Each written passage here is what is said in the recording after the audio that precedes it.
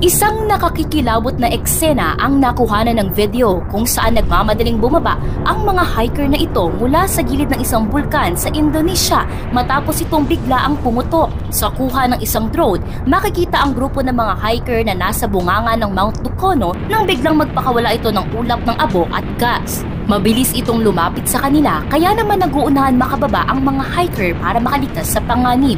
Ayon sa ulat, ang Mount Dukono ay isang aktibong bulkan mula pa noong 1933 at taon-taon tumataas ang aktibidad nito. Dahil sa insidente, naglabas ng mahigpit na babala ang National Disaster Management Agency ng Indonesia sa pag-akyat sa naturang bulkan at itinaas ang alert status nito sa level 2. Sa huli, nakaligtas ang lahat ng hiker mula sa insidente. Para maging updated sa mga trending story, mag-follow at mag-subscribe sa social media pages ng News 5.